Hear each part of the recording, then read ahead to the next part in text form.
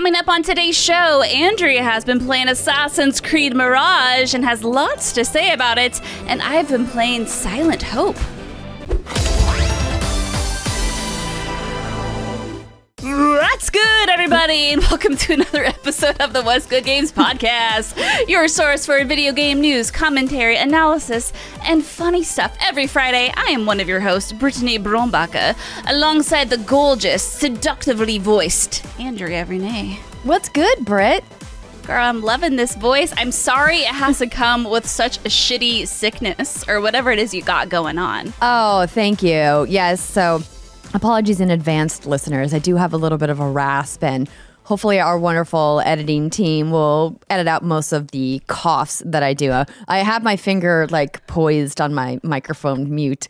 But I wanted to come on the show because the Assassin's Creed Mirage embargo is up this week. The game is out, and I have a lot of things to say about it. We, of course, are missing our third host, Riana, as she is taking the night off. Because in case you missed the news, everybody, she is very pregnant. Oh, yeah. And so sometimes girl just needs a break. Just needs to put her feet up and rest. Yeah. You know, and I feel like now that you and I have gone through the throes of pregnancy, I'm encouraging her. I'm like, girl, just go. Just take everything off. Please take everything off and send pictures. Like, I would like that. But more just relax, put life on easy mode. Just enjoy it. And I'm encouraging her to take it easy. And I know you are, too. Absolutely.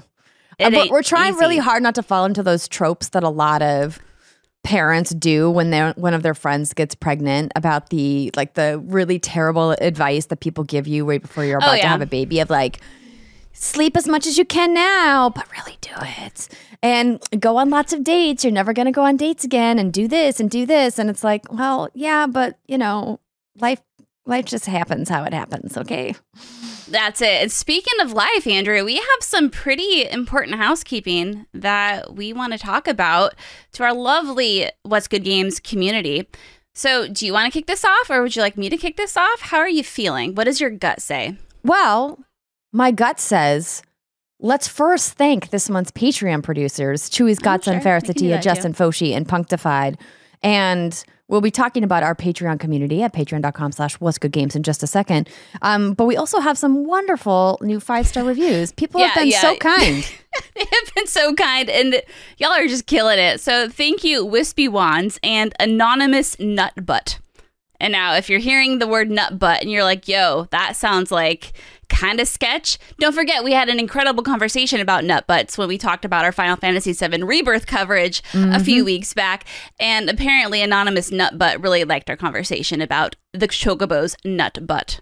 So thank you all so much for these reviews. They mean a lot to us, and they make us laugh. And like we said last week, they really give us those warm and fuzzies and give us the encouragement, the gas, if you will, to move on. Although I will say I naturally, Andrea, produce a lot of gas, as you are aware of. But this is a different kind of gas. Lots of early pieces of the podcast before we officially start where Brittany's like, wait, gotta burp it out first, and then we can start the show.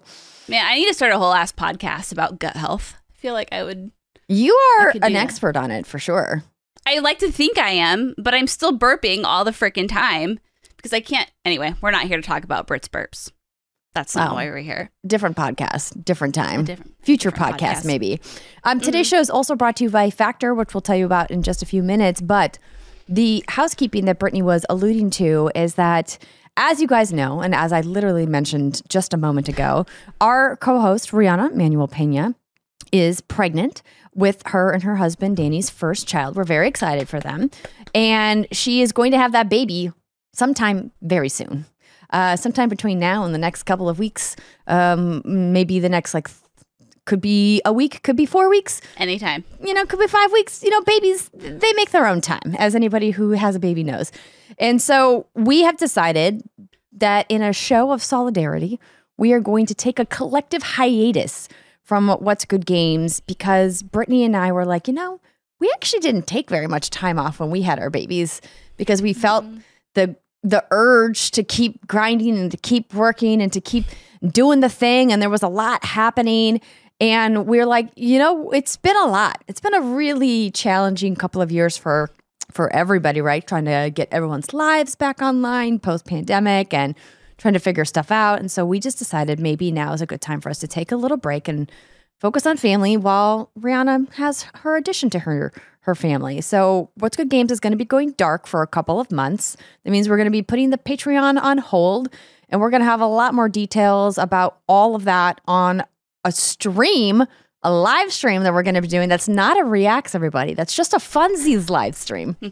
Can you imagine? Do you remember, Britt, when we used to do those? Oh my God. Yeah, those were the days, again, like the pre-pandemic shenaniganry that you were alluding to. Yeah, so on Thursday, October 26th, time TBD, we're going to have a really fun stream for y'all. It's just going to be a fun, let's just like hang out, shoot the shit, have some drinks. Maybe we can do some lights off shenanigans if everything works out. We're going to be real close to Halloween, baby. There's lots of spooky games out. And this also means that our last show before that hiatus will be Friday, October 27th. So it'll be a fun one. Episode 350. Let's go. I mean, we literally did not plan it that way. And then one night I was doing the math and I was like, yo, my God, it's going to be great because there's so many games, right, that are going to be out right around that time. We're going to have Alan Wake 2. We're going to have Spider-Man 2, Super Mario Brothers Wonder. You're talking, it's going to be crazy. It's going to be great. It's going to be a good way, I think, to take this hiatus. And yeah, I mean, this is just us being honest and transparent. I think it'll be good for us to take some time off, some actual time off, now that we're not in the throes of infancy with our children. And the holidays are right around the corner. And, as my child is growing and becoming more online, as I like to put it, I'm finding myself really enjoying these special moments. And, he's, like I said, we go to a pumpkin patch. He's like, oh my God, this is so cool. He loves pumpkins, and with Christmas and all. I'm really excited about this. Obviously, I'm going to miss doing the show, but I think it's going to be great to, get that quality family time in. And we'll boohoo and sob over it during the live stream anyway. And listen, shows take hiatuses on the regular. All the time. I know, it just feels weird though, but it's good. They go dark and then they come back. Yeah. Yeah, I know, but it's it's weird. We've never done this except for maternity leave, and that doesn't count. Nah, but it's good. Doesn't count. It's good for us to do this. So, we'll have more information again during that live stream on Thursday, October 27th. In the meantime, stay tuned for your regularly scheduled shenanigans. Also, I will be flying into town for that last show before the hiatus, so it'll be fun, full of antics per usual. We'll, of course, have more details on the live stream about how everything's going to work, particularly for our wonderful community at patreon.com/what'sgoodgames. So don't you guys worry about that. But I did want to make a note about this week's episode. So there wasn't a whole lot of news by the time we're recording the episode tonight. And there was a couple, in case you missed it, from last week. So right after we finished recording, of course, that news about Jim Ryan drops. The head of PlayStation, who is stepping down and retiring in March. It's always so weird because they have to telegraph it so far in advance. Everyone's like, oh, he's gone. It's like, actually, he's still around for 5 more months. He's just telling everyone he's going to be leaving eventually. But, kind of end of an era. It's been really interesting kind of seeing the different leaders at PlayStation who've come in and out of there over the last couple generations of consoles and how different each one of them has been. And, who they're going to pick as, the full successor. There is an interim, of course. But I don't know. The PlayStation as a brand is in a really interesting point right now. So it'll be fun to watch and see what happens next for PlayStation. But, congrats to Jim on a illustrious career. I mean, quite honestly, being at a single company for as many years as he was at PlayStation is an achievement in and of itself. You know who they need to bring back is Kevin Butler. I saw a lot of memes about that. Oh, did you? I did. A lot of memes about people being I thought I was Kevin being Butler. Original. I mean, you are original. You're one of one, Brittany Brombacher. Thank you, but yeah, I saw a lot of people throwing a lot of names that I was like, okay, so some of these are really cool, fun people that in no way, shape, or form are qualified to run Sony Interactive Entertainment. I was like, nah, that guy, he seems cool what he does, but he can't run everything. I think my hope, Andrea, is that whoever takes over has the Phil Spencer effect. You know what I mean? Just someone very personable, someone that you can shoot the shit with, someone you can just approach and talk shop or not talk shop, and someone who I think is a really great face for the brand, for the community. Not saying that, Jim Ryan wasn't effective, because obviously, I mean, look at PlayStation. Are they hurting right now? No, they're totally fine. Yeah, they're fine. They're fine. But as we move into this era of, we have been in this era for a lot of time now, just social media has really kind of, it's eliminated that distance between brand and consumer. And so I think, leaning into that now, we don't need to all be stuffy suits. I mean, obviously those people exist, but they don't need to be like so forward facing anymore. So we'll see what happens. Yeah, it's interesting because I used to always just lean on it's a Japanese business thing, but I really love how Nintendo has allowed Doug Bowser, who is, the president of Nintendo for North America, like to get out there and do these public appearances. And he's a super fun, really personable guy as well. I think it would really behoove Sony to look at their candidates who are going to be, kind of vying for that spot is like, hey, could this person be someone that we can like send to our show to talk to us about what's going on with the brand, and who can, go on podcasts and work with content creators and go to live events and do all that stuff. I think it would be great for them if they found somebody who was into that. But is it necessary? Nah. I think it'd be good. Anywho, we just wanted to briefly touch on that since it is very big news. And we just missed it getting it into last week's show. But without further ado, I think, Britt, it's time to talk about some stabby stab times. Ooh. But before we do that, we want to let you know that this week's episode is brought to you by Factor. With the busy fall season already in swing, you might be looking for wholesome, convenient meals for jam-packed days.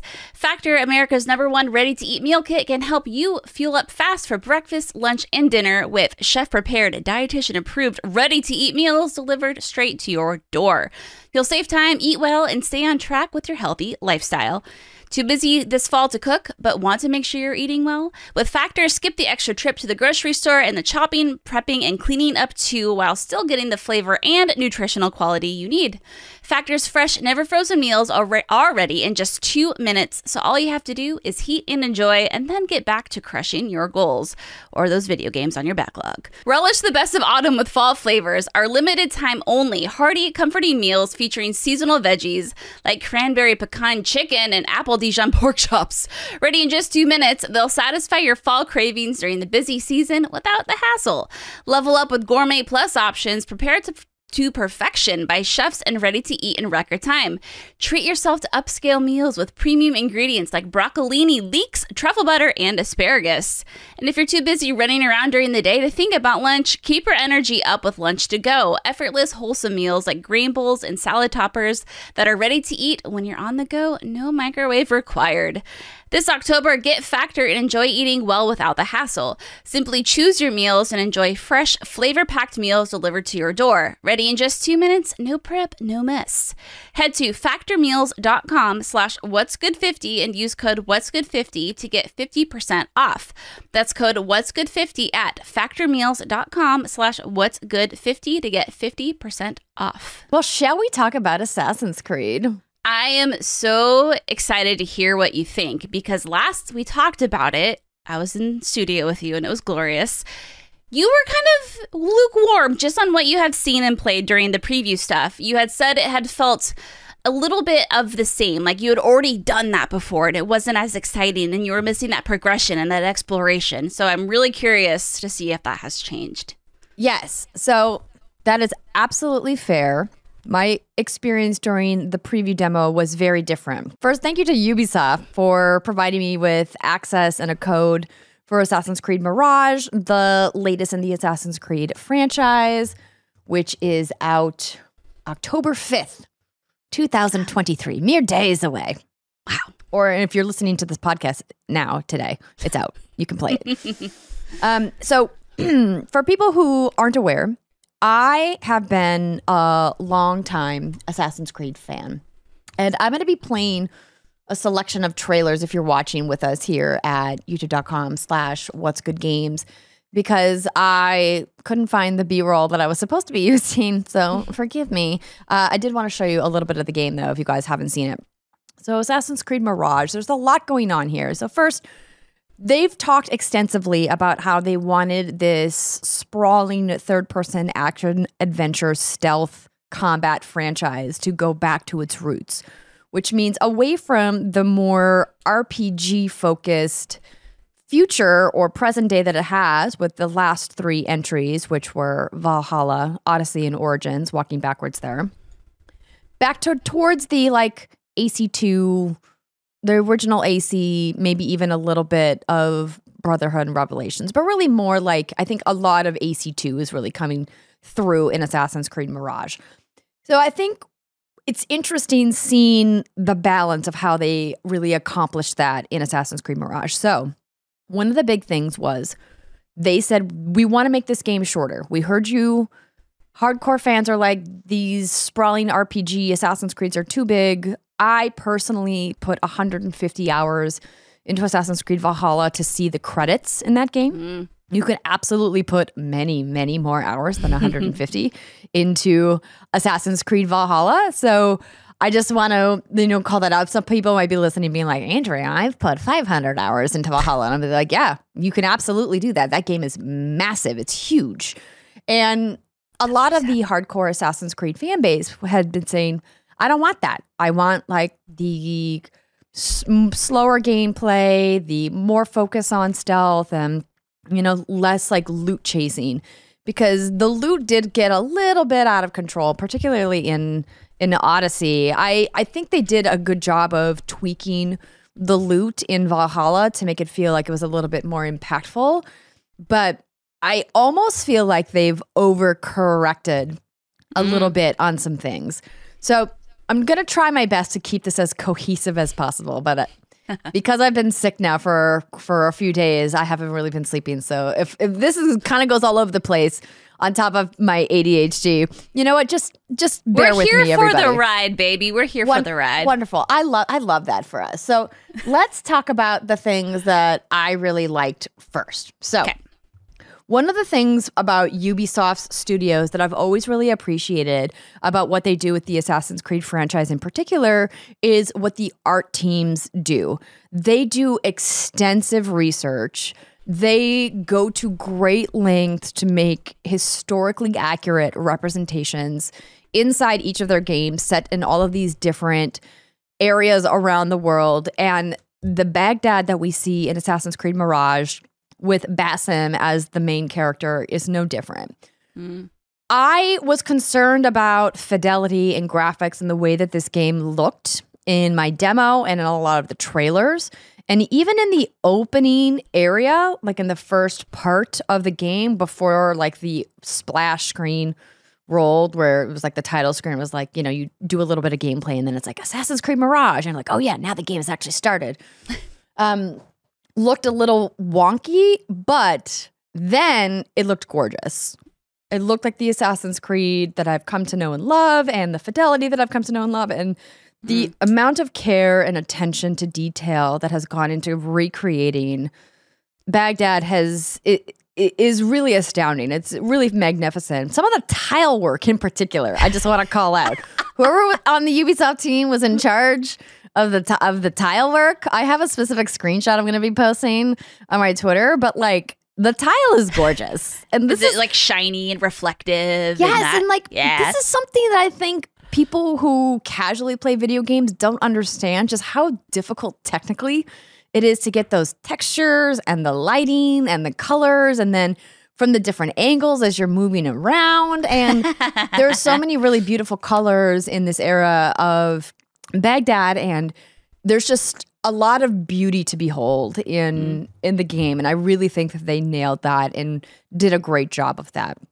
I also think if you were looking for like an old school Assassin's Creed experience, then you are not going to be disappointed in Assassin's Creed Mirage. Like this is old school Assassin's Creed through and through, and I'm gonna bring up some of the gameplay trailer. So there's a gameplay walkthrough that Ubisoft posted on their YouTube channel, so you guys can see if you guys haven't seen. So what does that mean exactly for people who are like, what is a return to old school Assassin's Creed actually mean?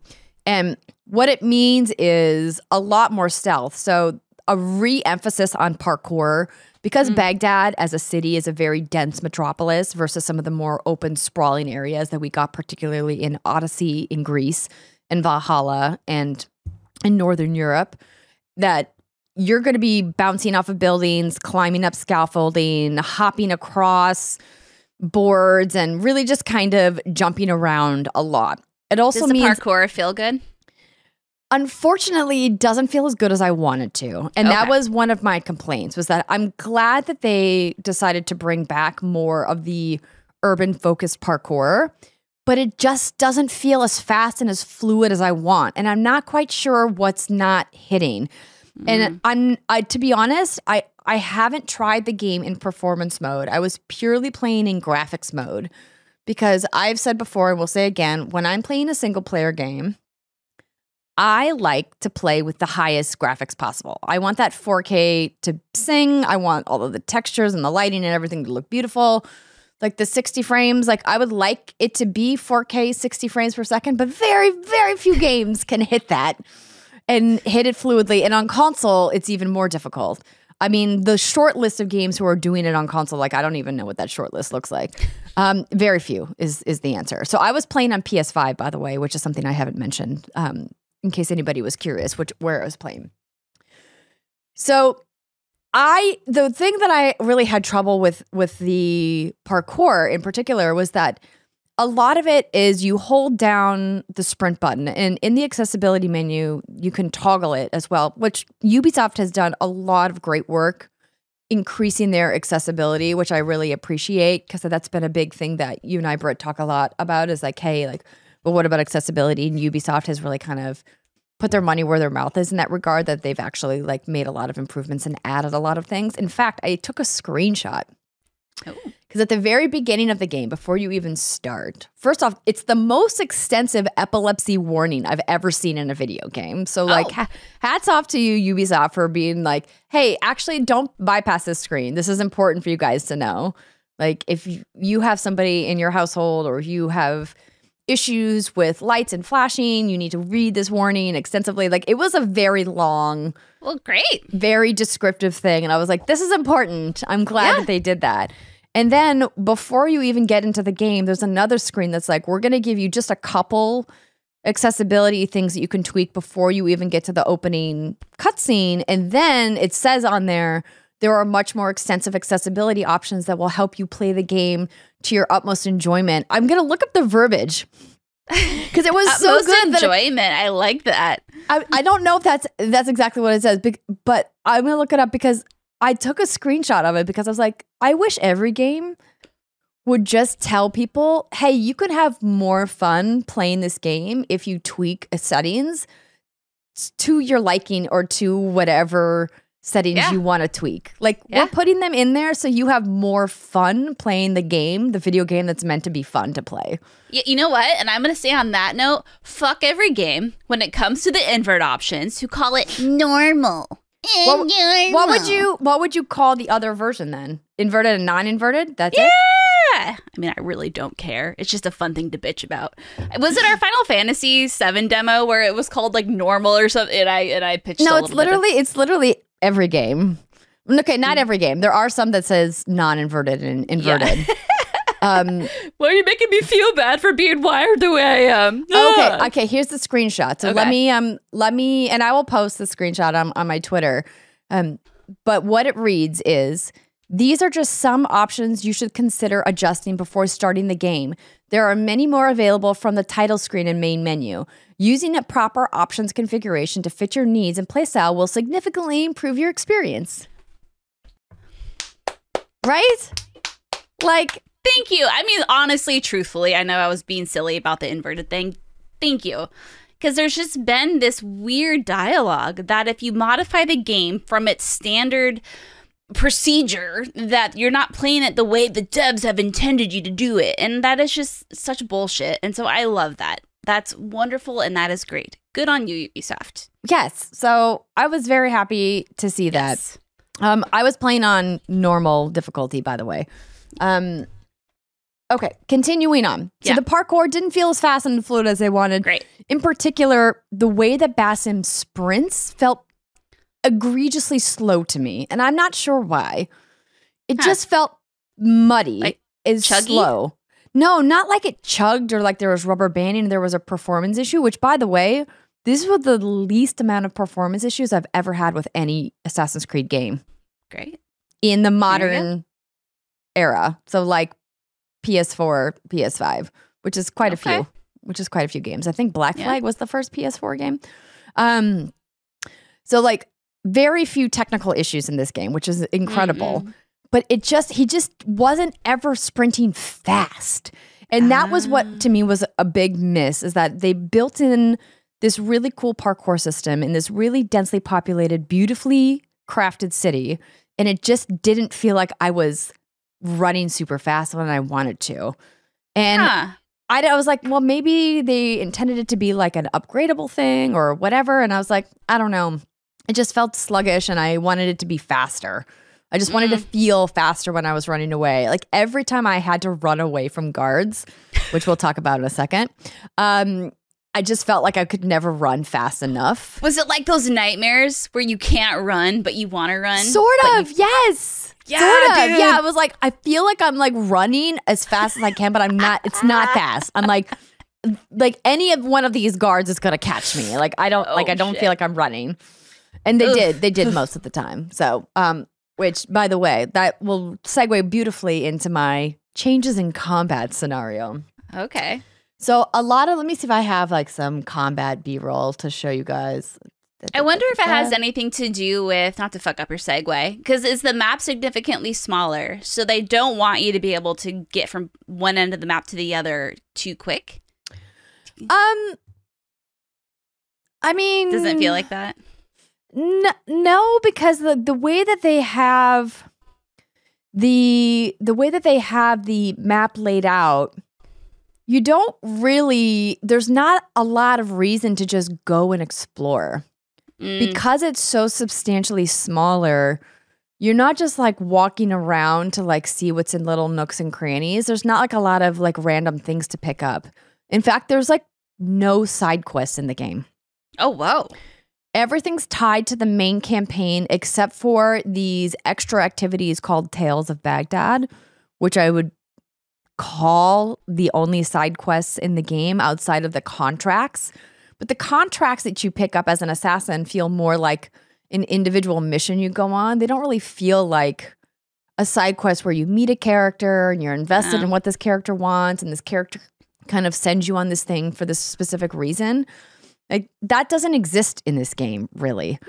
And for better or worse. And I think it may be for worse. Like I do really feel like they course corrected too far in the other direction and didn't hit a sweet spot of let's not make the big game that is Valhalla, but let's not make what actually was AC2, unless you're just gonna fucking remake AC2.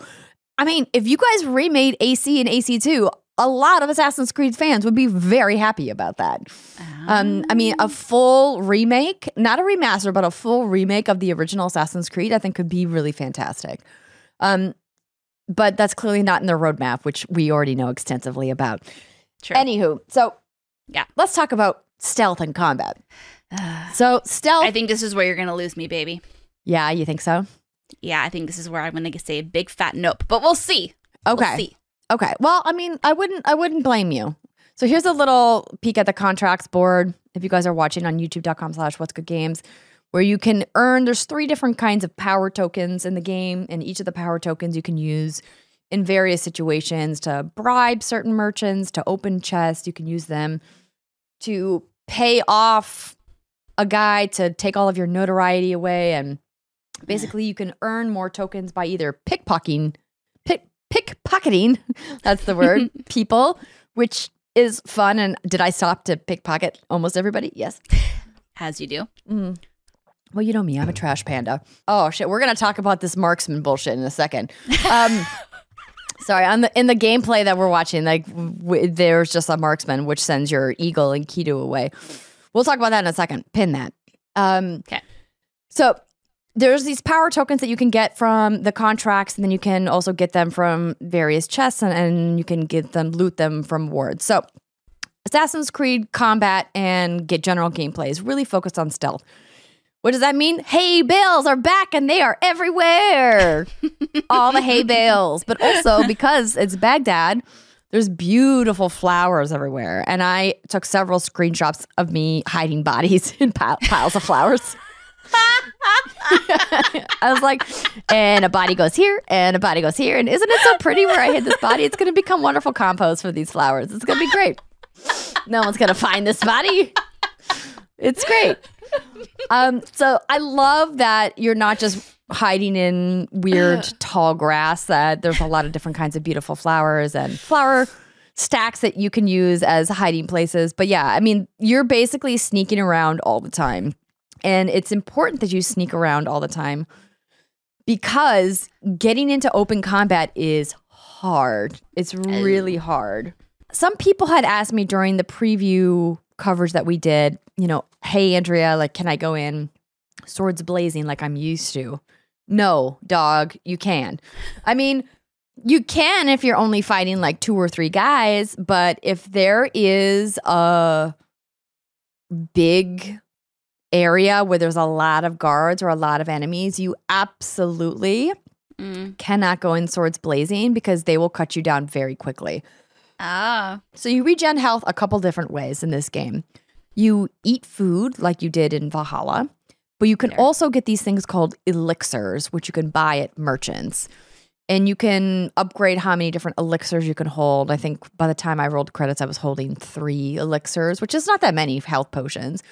And they regen your health, but remembering to like hit the elixir button like in the heat of combat is challenging. But the guards, more importantly, like they cut your health down really substantially with every hit.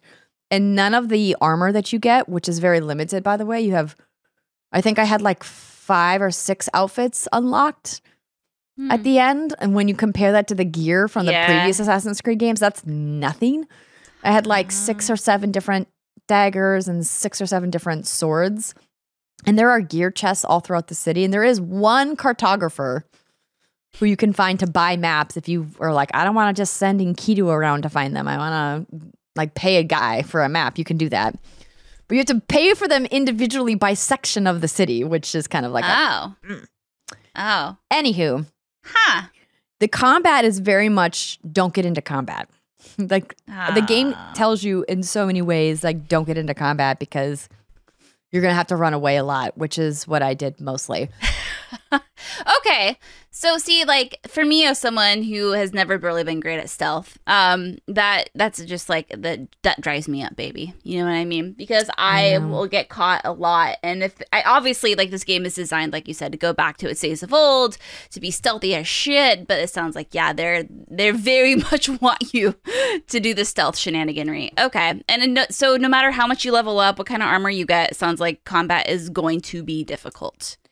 Yes, there are a couple like suits you can wear that will give you like health regen if you land like perfect parries or perfect dodges. But the like combat dodge roll, which is like in the early parts of the trees for the last couple of Assassin's Creed games, is the final node on the combat tree in the 3 skill trees of Assassin's Creed Mirage. And I was like, wait a minute. So that's, to me, the developers extremely saying, we don't want you to be doing a lot of combat dodge rolling. You should be hiding. That said, I still had a lot of fun stabbing guys and hiding them in closets. That to me felt like such old school Assassin's Creed. And I took so many screenshots of me like hiding in closets with the guards, about to like walk up and be like, this is too obvious. They wouldn't hide in here. And then I pop out and I'm like, stab, stab, stab. And then I hide him and his 17 friends in the closet with him. 17 friends. Listen, not that many. I think the max bodies I put into a single closet was like 6. Now, but I didn't check those flowers. There's probably a lot more bodies in those flowers. There's definitely a lot of bodies in the flowers. Definitely. But the one cool thing about the new piece of combat that did make it kind of fun is this Assassin's Focus, which is like the big new feature for Assassin's Creed Mirage, is where you have this meter called your focus meter. And it allows you, once you're in stealth, you can't activate it once you've been seen or discovered, but you can upgrade it so that you can tag multiple enemy to essentially like hit in, like it was a R3 for me on PlayStation, And then in the footage here, you can see him tagging different enemies, and then you kind of hit the execute button, and then he'll auto-assassinate a bunch of enemies in a row. Ooh. And that was a really fun, cool tool that I barely used. Oh, barely used it. Yeah, because the thing is, when you come out of it, you don't immediately go back into stealth. You're exposed. So you have to really selectively use it where there's an opening for you not to be seen by other guards, or for you to not, put yourself in the eyesight of potential civilians who might see you. Because, my God, the citizens of Baghdad get spooked at the littlest fucking thing. No. You step foot into the wrong place and the guards are like, hey, you, and they start chasing you with spears instantly. Notoriety is back in a big way, and the one nod that I love that we haven't seen yet really is the posters. The wanted posters are back, which is such a old school throwback where you have to go and physically rip down wanted posters on walls. So once your notoriety gets to a certain level, posters of your face will start getting posted around the world, and you have to go and rip them down. And I love that they brought that back. It's such an old school nod. But the notoriety system felt like it was so easy to set off. It kind of reminded me a little bit of some of the Rockstar games, and how like either in GTA or in Red Dead, where you could do like the smallest thing, and like the citizens of whatever town you're in are like, that's a criminal. I just saw him steal a thing. And you're like, hey, I'm just pickpocketing on my own over here. You just leave me alone. But yeah, the citizens of Baghdad, if you like bump into them too hard, they're like, hey. And I'm like, can you just not? Can you just like relax a little? That was the main reason why I stopped playing the old Assassin's Creed games, is because it was too stressful. It was just way too stressful for me. So, I mean, I know some folks love that, especially if you're into the old school Assassin's Creed. So, like, cool. I'm glad that's back for those of you who love it. But, oh, man. Yeah. So, I mean, basically, like, to wrap up, like, kind of talk about gameplay. Yes, there's tools that are back. It felt like it was all like stuff that was familiar and like comfort food, but it felt like they didn't do enough to make it new. It was almost felt like, hey, we're just taking the stuff that we've already done and putting it into this game, but we're not doing any kind of new bells and whistles to it. And I think that there's going to be a fan base that likes that. Yeah. But the hard part that I'm going to be really curious to see what everyone else's coverage is, and more so what the fan community reaction is what's going on with like the people and the story of Assassin's Creed, because I'm going to pull up a story trailer here. So Basim, we met as a character in Valhalla, and this is really kind of like his origin story into the Brotherhood and kind of like how he came to be. And that's cool and all. And, Ubisoft really set up to kind of move away from the present day First Civilization part of Assassin's Creed, the franchise. They're moving that into Assassin's Creed Infinity, which they've talked about previously, and which we'll learn more about in the future, I assume. And basically now all of these Assassin's Creed games are you just stepping back in time. So there's like no reference to like modern day at all in this game, for better or worse. And what that means is that, they're really relying on the story of what's happening with Basim. And I'm not obviously going to spoil anything that happens in the game. I don't want to do that. Also, Ubisoft put a really wonderful spoiler screen at the front of the game too, which, I'll also post a screenshot of, which I'll read after we're done with this. But it just, I wanted to be excited about it. I wanted to care about these characters. And I think something that the Assassin's Creed franchise has always struggled with is making me care about who the Order is and why they're the big bad, and, why we always have to take them down, and really who are we saving from the Order. And I feel like there was only like one or two characters maybe in this game that I really felt attached to. And it was really kind of a bummer. I was like, I really wanted to care more about a lot of these characters, and I just didn't. And I don't know if that's a symptom of not getting enough time with them because the game was so much shorter, which, by the way, I've rolled credits on this game with doing a good amount of contracts and side content in about 20 hours. Oh, wow. Wow. Yeah. Okay. Yeah, 20 to 22 hours roughly in that range. Do you think maybe because there's no mention of modern day, are there tie-ins to the greater Assassin's Creed air quote universe? And if there's not, maybe that's part of the reason why you didn't care a lot about these guys maybe? Well, they have mentioned in interviews that the narrative team has done over the coverage of Assassin's Creed Mirage that there's a bunch of Easter eggs and like little things. Mm-hmm. And we get to see the Alamut, which is this historic thing for the Assassin's Brotherhood. It's like their training ground where basically nobody's off the street, train and learn to become an assassin and take their oaths and become part of the Brotherhood. And so that's like a really big lore thing for fans of the franchise that I'm interested to see how people react to that. But we sadly don't get to spend like a ton of time there. And the way that they kind of arc the story, they do let you kind of unravel it, in whatever order you want. You don't have to go like in a set linear line, which a lot of the modern Assassin's Creeds have done. But I mean, I think about Odyssey and how there were like 3 different endings to that game. And there was like so much to discover and so much to see and learn. And this game just feels like, wait, there's more, right? Wait, where's the rest of it? Oh, it's over? Oh, it's over.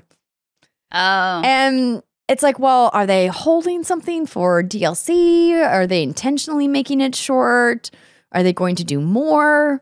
Like, I don't know. And I can't say any more because I don't want to accidentally say something that's spoilery, but it kind of left me going, well, that was a thing that I played. And I had a good time, but I didn't have a great time. Definitely wouldn't put it in my like top 5 Assassin's Creeds. But it's a very good game, a very good Assassin's Creed. Just not the Assassin's Creed I think a lot of us hardcore longtime fans really wanted. At least I'm speaking for myself. Let me speak for myself. Yeah. Not speak for you out there. You can. I have other so Assassin's many questions. Creed. Yes, but okay. I know your voice is like going tits up, so I'm not going to drill you right now. No, but yeah, ask questions. I'm okay. I'm good. Okay. I got my tea. Okay, you got your CT. Sip that tea, girl. Okay, so I feel like when this game was announced, not everyone, well, most of the AC fans were excited about this, right? It's return to form. But now that we have it, and now that you've had those huge open world Assassin's Creed games, based off of what you've played, is this still what you want? Or do you still think there's room for a happy medium? Do you think Ubisoft should fully just lean into the entire open world that they've done recently? Or like, what do you think? I think they need to find a happy medium for sure. I think Valhalla was too much. I think even a lot of like diehard fans are like, this is too much. There's always going to be that small section of the audience that's like, I want all of the things and I'm a completionist and I'm going to collect literally everything that I want. And it's every little tiny like collectible. I'm going to get all of the songs and all of the little like god idol dolls and all of the hidden books and literally every scrap on that like meme map that people always refer to when the Assassin's Creed map, and it's like all of the icons. You can't even see the map because there's so many icons. I think that era of Assassin's Creed, they need to pull back a little. Okay. But I think they need to pull up from what Assassin's Creed Mirage is, if that's the formula they're going to continue with. But we honestly have no idea. This is a big turning point for the Assassin's Creed franchise. I think they could go in a very different direction for Hexay. And it sounds like they're going to, which is, kind of this witchcraft focused game that we literally know nothing about, except that they've said that it's going to be very different. And I think maybe that's what they need to do, but I don't want to see them abandon this because clearly it's hugely successful. But I also get that those teams maybe have fatigue. But there's so many of them. There's so many Assassin's Creed teams. That's like kind of what I'm getting at. That's what I'm thinking. Because we know we were getting Assassin's Creed Red and we're getting Hexay. So it sounds like, we know Ubisoft has recently canceled a lot of projects. We know they're really leaning into the IPs that work. So maybe the new formula is, put out these shorter Assassin's Creed games with Hexay, whatever that's going to be, and Mirage, and then also put out your big bangers, once in a while to stagger the releases. So I'm gonna be curious to see. Hexay, I'm curious about because of the whole setting, like the witch trials and whatnot. Like, how does that? Yeah, that's gonna be cool. But I do hope that it is not. The formula is not the same as it is in Mirage, because hearing you talk about, the stealth being so important, the combat intentionally being difficult, and that the townsfolk get pissed off if you just like fart around them. Like, no thanks, I don't want that. But the one thing you did not circle back on that you wanted to was something called a marksman or a... Oh, yes. So... Yeah. A staple of the franchise has been your eagle buddy, right? Like it's a huge part of the lore of the Assassin's Brotherhood, and in all the games, you've got an eagle buddy. They all have different names, and now you can make fancy new skins and all that. And by the way, the skin that comes with the deluxe edition, which Ubisoft gave me, the sand skin, is very cool.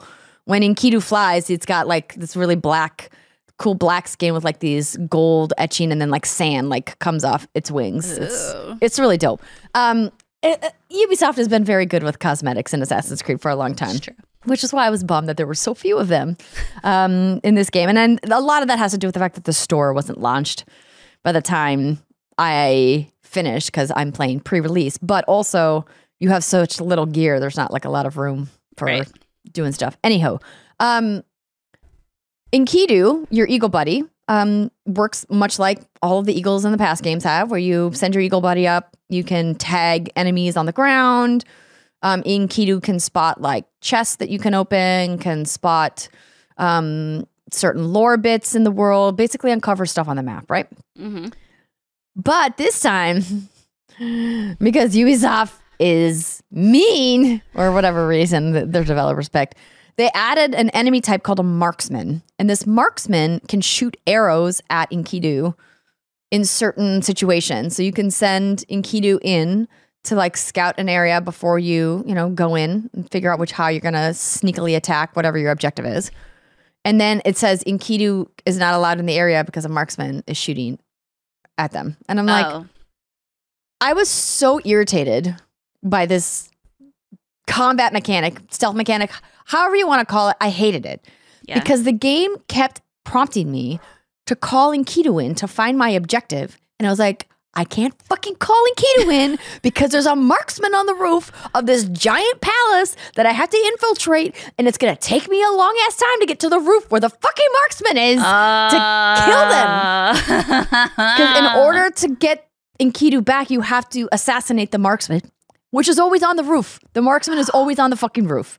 And sometimes it's very easy to get to the roof. And other times it's very, very difficult. Another silly thing this game does, there's a couple like palaces or like high level forts that you have to get into that have like little like spears along the wall or like spikes on the top of the fence. And I was like, really? I cannot possibly get past these spikes. I'm like a master assassin who can jump from like 100 feet in the air and swan dive, but I can't jump over this little spike. It's like the thing that video games do when you have like superheroes who can't go in water. Yeah, absolutely. You go in the water and they instantly like die or whatever. And it's like, or your path is blocked by a carriage and you could clearly like crawl underneath it if you needed to, or like moves. I get it. Yeah, like I understand. Cute. Like it's for the sake of like whatever you want me to find the secret way in. But the marksman shit really grinded my gears towards the end of the game because the game kept prompting me to call Enkidu, but I couldn't call Enkidu because they placed a fucking marksman on the top of whatever building I was trying to infiltrate. And I'm like, stop prompting me to call my eagle in. I can't call the eagle in, okay? I can't do it. Well, hopefully they do away with that going forward. Yeah, I would like that enemy type to just disappear because to me, it completely negates the whole purpose. And Enkidu has a whole fucking skill tree. There's a predator skill tree completely for your eagle and your eagle's perception abilities and all the things your eagle can do. And then they're like, we're going to make an enemy that makes your eagle absolutely useless. Literally, you can't use it. Like, it's not just that it's useless, but like, we're not going to let you use it. Would you say that the stealth mechanics and the combat and the scaling and all that, the infiltration in the open world Assassin's Creed games are more enjoyable than the one designed for Mirage? It's identical. Except for the marksman thing, yes, right? So the big difference is that the enemies, if you break stealth in this game, you can't usually fight your way out. You usually have to run away. Okay. Unless it's late game. Like late game, I was able to get into some pretty big skirmishes and survive because I had all of my shit, leveled up. I had like maxed out like my tools, and I had my more elixirs, and your health is higher because you can max out. You can upgrade your gear, right? So like late game, yeah, you can fuck around a little bit and find out. But like mid game to early game, like nah, you be dead. Okay. Like they'll kill you because like a lot of the guards will like 1 or 2 hit you. Oh shit. And if you don't have elixirs on you, like there's no way to like get more health. You just die. Lovely. So yeah. But otherwise the stealth mechanics are literally identical. The way you infiltrate the guard barracks or the palace or the postal bureau or the concubine's house or whatever the things are, right? The random things that you're going to be infiltrating. It's literally identical to all of the other games. There's nothing new. And I think that's what I was also kind of a little sad about, that from a level design perspective, like I would love to know from the team, like how do you balance, hey, we don't want to go too far from our tried and true formula, but we also want to do some experimentation. I would have loved to see them bring more vertical puzzle solving back, because that was a big thing in the early Assassin's Creed games that we haven't seen in a long time, that we got to see in some dungeons, particularly in Odyssey and some in Valhalla as well, that where you got to do some really cool climbing puzzles. Ooh. Not really any climbing puzzles in this game at all. And it's like, did they just leave a bunch of this stuff on the table because they're like, hey, people said short, let's make it short. And they did. They made it short.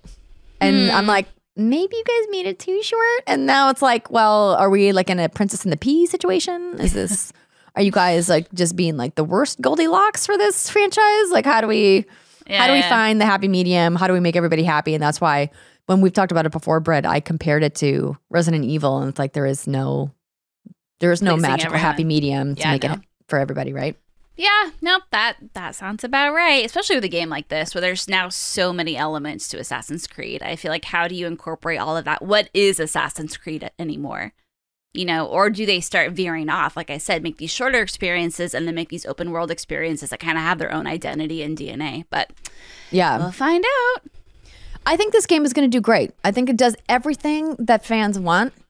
I just wanted it to do it a little bit better than it did.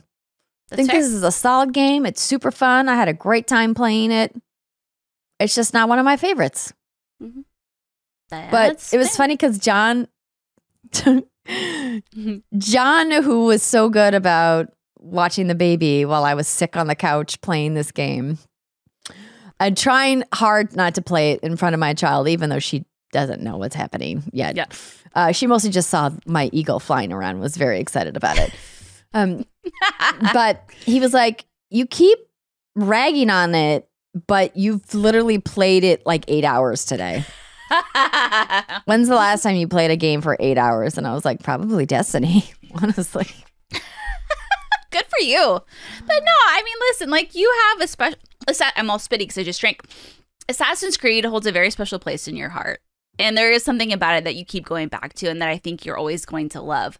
But it's kind of like me with Pokemon and Zelda. It's just, when you love something that much, you just can't, and we know there's no perfecting. You can't make a perfect video game, especially when you love something so much. It's just impossible. We're always going to be like, oh, if only did this and only did that.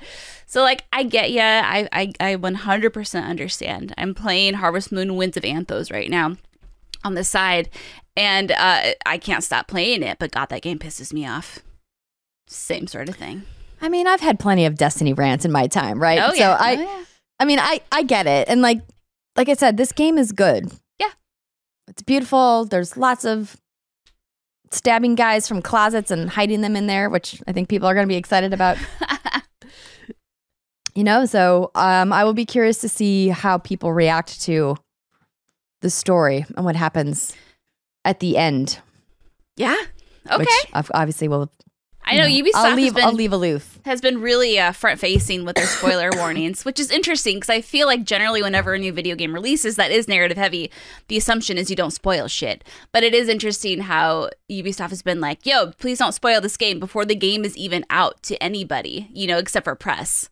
So they pushed a patch today being Tuesday. And I'm assuming this is going to go live when everybody, boots up the game. It says, like, before you can even get to like the main menu, it says, no spoilers, please. With the launch of Assassin's Creed Mirage upon us, we would kindly ask you to consider your fellow assassins and refrain from posting or sharing unmarked spoilers that would impact their experience. Thank you. I love that. I think it needs to be said, sadly. Which is, it's fine. We just live in a society, Andrea, that just, the people, they want the clicks, they want the views, and they're going to upload everything and anything unless it is specifically spelled out for them. And, good for them for at least getting ahead of it so they can waggle their finger if people are naughty. I think they acknowledge that there's no telling people to not do it. They're just saying, just post that it's a spoiler. Don't tell people, or don't post a screenshot.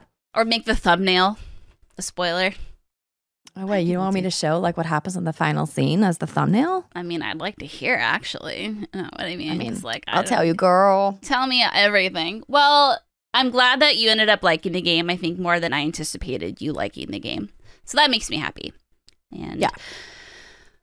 Well, I don't know if there's an easy way to pivot to this next game that I'm going to tell you about, but you sip your tea, baby, and you just enjoy a story I'm about to tell you, because it's a weird, fucked up story, kind of, sort of, but let's talk about it. So I am playing a game called Silent Hope, and this is developed by Marvelous and published by Xseed. It is out October 3rd, and it is $39.99 on, I don't know if it's anywhere but Switch. I'm not entirely sure, but I'm playing it on Switch. And this game originally caught my eye because it looked like it had the gameplay loop, kind of something like Hades, where you dive into dungeons and you come back and you upgrade and you dive again. And there were these old Harvest Moon looking cows, Story of Season cows, and I saw farming and crops, and I was like, say no more. But let's just kind of talk about the premise of the story first. So there was once a peaceful kingdom, Andrea. It was peaceful and it was great. Everyone was happy, yada, yada, yada. As they all are in the beginning. Yeah. Absolutely, right? And then they started acting like assholes. And the king of this realm was like, yo, stop. You don't need to be a dick. And then he used his magic to seal away people's ability to speak, thus the game's title called Silent Hope. And then he chucked himself into a huge hole called the Abyss. He was like, deuces, y'all can't talk now, LOL. And then boop, down he goes. Well, he has a daughter, Andrea, and she was not happy about this at all. She was understandably just absolutely devastated by this, so much so that she cried herself and solidified herself into a crystal of tears. So now she's all like, like trapped in her own tears, and she's very sad about it. Anyway, somehow she beckons these 7 warriors to her aid, and your job as the player is to assume the role of these warriors. Basically, they're just 7 different classes. So you have the wanderer, an archer, a warrior. You have the farmer, which uses a pitchfork, which is kind of one of my favorites. There's a mage, etc., etc. And each character has different classes and subclasses, and you dive into these isometric dungeons that are kind of based, I would say, on seasons. So there's like a spring-looking dungeon, a fall one, a winter one. And as you dive in deeper, you learn more about the backstory of this. What the fuck happened with the king? Why did he throw himself into an abyss and take away everyone's ability to speak? Clearly, he's just not a simpleton asshole. There must be a reason. And the idea is, you explore down into the abyss while the other 6 characters are upstairs working on crafting materials. So essentially, you dive into a dungeon, you collect materials, you collect recipes, you can unlock fast travel points, or fast travels, I guess points is a way to put it. And you then can find these floating crystals down there, which let you swap out characters, which is useful if your character is low on health, because you only get 2 health potions, and sometimes you'll find more. Anyway, then you go up, collect your resources, and dive in and hope you can make it farther the next time. And like I said, there are fast travel, so it's not like, there's no dungeon progression. And, it's on paper, it's the kind of game like I was mentioning earlier, where it's like I'm playing it and it definitely has that one more run feel to it. And then I'm playing and then I'm like, am I even having fun right now? I don't even know. But then the next day, I'm craving to play it again. Oh, you know what I mean? Yes, I know exactly what you mean. So it's definitely the sort of game that's good in like 45-minute bursts for me anyway. the problem, too, with this game is you have these 7 different classes, and they all play very fun and very different, I will say. And the combat is actually very, very enjoyable. But the problem is there's no XP share. And this game is Yes, I hate that. Oh, man. And this game is grindy. Very grindy. And so the problem... And if you like that sort of thing, if you have, you know, the time and this is like your way of like relaxing and unwinding, like, great, you're going to love it. But, you know, like, you know, we're juggling a lot of games right now and I really want to keep playing. But it just kind of gets to the point where it's like, I can keep leveling my one character, but it would be really fun. You know, I love the Wanderer because it's a very balanced class, but it would be fun to fuck around with the Mage a little bit and mess around with that skill tree, but then I have to start from level 1, you know, and I can level up, you know, quicker because you get better recipes the farther you dive in, and the recipes aren't just for the class that you're playing as. You can get recipes for any class. But the problem for that, again, is like you're still level 1. So you still have to go through the motions of killing / obliterating enemies because you're probably so OP by that point. But it does take a time, and it is a grind. And, you know, I've played for I don't know how many hours, maybe 10 to 12 hours, and the grind is fun for a bit, but then I start missing an actual story. You know, there is story as you progress, but you just get little like tidbits narrated by the princess because, again, no one can talk in this game. And it's odd. It's an odd choice because I don't know why you would call it. Why would you take away your character's abilities to speak? Because that takes away character, you know, progression as like, you know, characters or whatever. They're not interesting because they don't have anything to say. Question. Yeah. Do you think some of it might be because this game feels like it was originally designed for mobile, including some of this progression you're talking about? And a lot of mobile games, particularly these kinds of RPGs, ARPGs in fact, are kind of set up that way, especially meant to be deployed over multiple regions across the globe. And the leveling up the characters from 0, doing 1 at a time, smacks of mobile as well. But I know that like Xseed and Marvelous, that's not normally how they do their stuff. So I don't know if maybe this was maybe at some point in the development process, they were like, let's tweak it and make it for mobile. And then they changed and made it for Switch. I don't know. Yeah, you know, honestly, I have no idea. It's definitely lacking in identity, which is probably why you're picking up on that. I'm not sure what the vision was, because while the gameplay loop in itself on paper is great, the progression, the skills and the combat, great. Narratively, the characters, there's no personality because the characters don't say anything. It's a weird choice, and I don't want to, you know, it's not fair to anyone to compare a game like this to something like Hades, right? But when you have Hades, which is $24.99 on the eShop, and you know, if this kind of gameplay loop sounds like great to you, Hades has it perfected. You know, there's voice acting, which I get it. It's like not the vision, but the voice acting is phenomenon. The character progression is phenomenal. I said phenomenon, phenomenal. You know, the story, the everything, the relationships.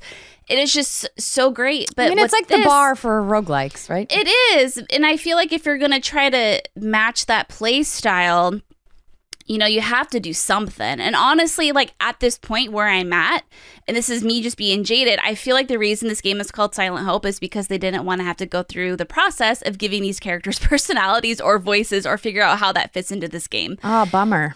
You know, and I don't, because I haven't finished it yet. So maybe later on in this game, everybody gets a personality and everybody gets a voice. But to be as far in as I am, and I'm still wondering about that, it's too late, you know? So it's interesting. It's a cute game. It's a fun concept. I just wish it was a little deeper with its systems, and that I wish I felt more compelled to continue the story. But it definitely is just one more run.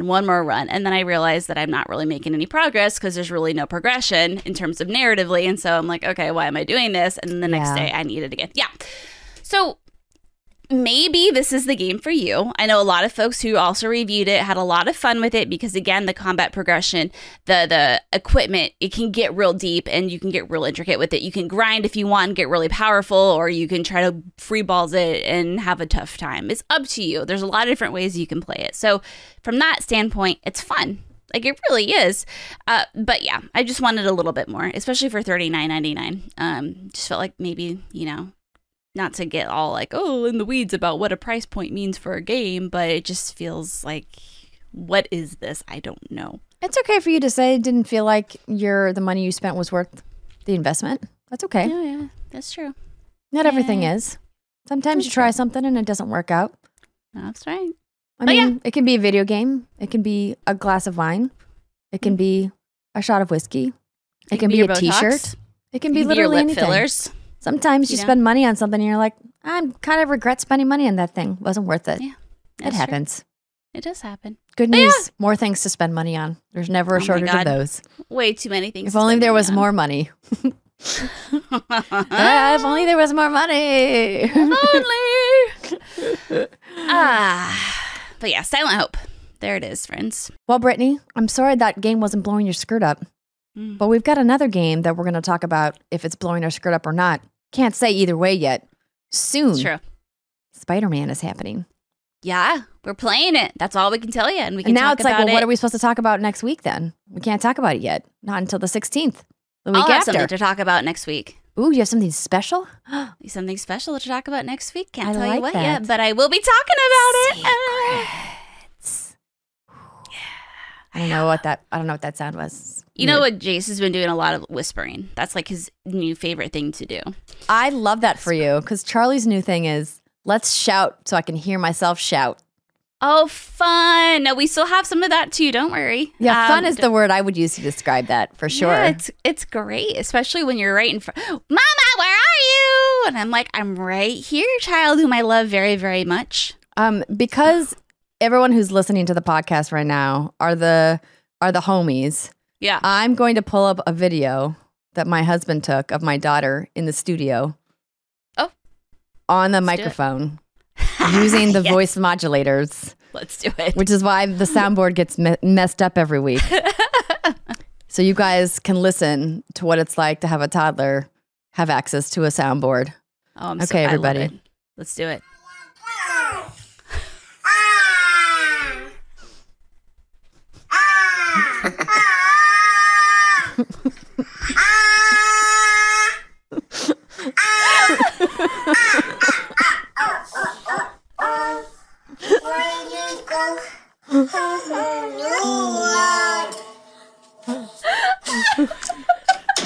John changed the modulator.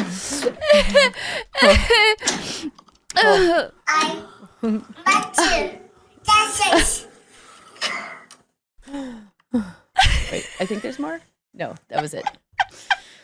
Oh, I love her so much. I love it because I know one of John's favorite things is to put her in the studio and then put that voice changer on, and then Andrew always comes out into the studio and it's all just messed up. I'm like, why are all the knobs in the wrong spots? Oh, I know why. And John's just in survival mode, trying to keep his daughter occupied and happy, and he just leaves a trail of mini destruction everywhere. But that's fine. That's what we do as parents and partners, is we cover it further. Well, her new thing is that she thinks that there's dinosaurs in the laundry room, which is attached to the studio.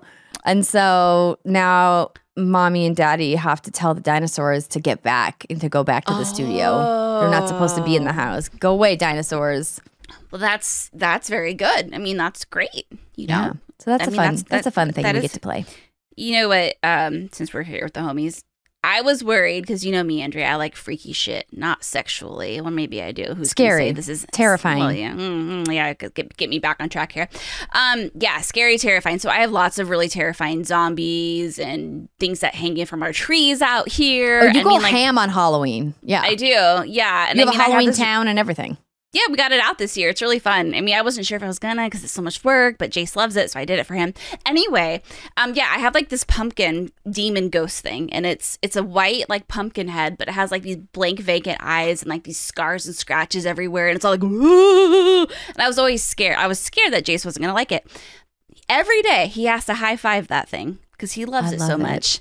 And then we went to a Spirit Halloween store, and I was a little nervous about that because they have some like Chucky dolls. Oh yeah, whatever. There's some really like terrifying masks and stuff. Demonic babies and stuff. But he called them all his friends.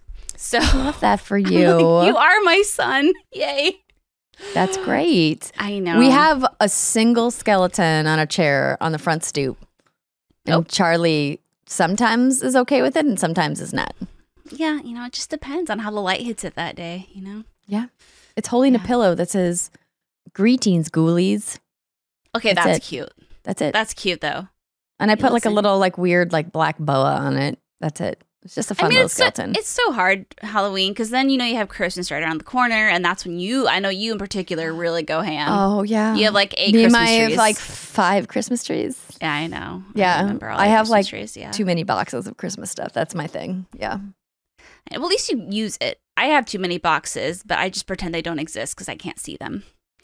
Oh, and then it makes me feel better. Come on. It's like a ritual I do every year when I pull out all my Christmas stuff. You don't have like a ritual where you pull out all your Halloween stuff? Girl, no, I go on Amazon and I order more so I don't have to go into the garage and get my that's your boxes toxic out. trait. It's very toxic. You want to buy it and use it once and then forget it exists. Well, don't tell Jason. Yeah, I mean that's pretty much what it is. It's because we have an entire section of our garage dedicated to Christmas stuff. Like it's we call it Christmas Cove. Like it's its own ass arsenal of Christmas stuff. But it's just so much work to get the boxes out, and sometimes there's like mice, and it's just like I don't want to fucking deal with it. Mice? No. So I just order new stuff every year. And wait, Reb doesn't catch those mice? They're in the garage. Yeah, bring them outside. Be like, Reb, get the mice. Girl, Reb would like lick those mice and like give them baths and shit. Are you kidding? Have you met that dog? Like the only thing he's ever killed in his life was a rabbit because he accidentally stepped on it while he was taking a shit. Oh no, sad. Yeah. So actually, also, what a way to die. That poor I don't know if rabbit. it actually died though. I think its leg got broken, and then Jason and I drove like 2 hours to try to find like a refuge for it. Oh no! And then they were like, "There's no hope for this rabbit. Leave it out for some other animal to eat. The ecosystem, the circle of life." Well, yeah, after that one, that was it. I couldn't save every rabbit because we just, where we live, we got hawks and shit. But oh yeah, you're like in the wilderness. Yeah, pretty much. But yeah, anyway, Christmas. So I'll just order a bunch of new stuff because then I can just not have to deal with taking it out of boxes from the garage.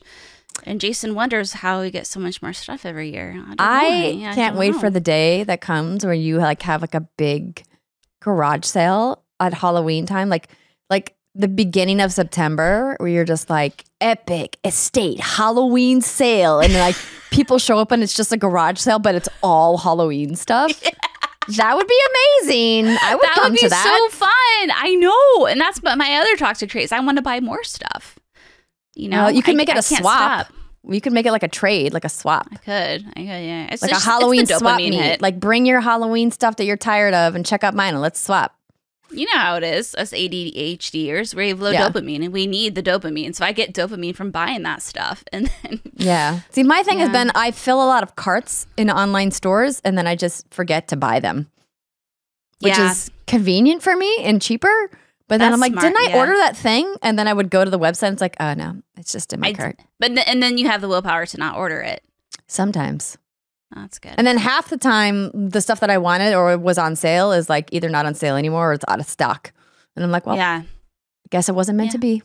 No, guess not. Yeah. Anyway, folks, hope you enjoyed that tangent at the end of the episode. That was good. I forgot we were even recording, honestly. That's because we're all friends here, Brittany. Yeah, that was Everyone fun. who hangs out with us at the very end of the podcast, they're the homies. They are. All right, everybody. We'll see you next week. Bye.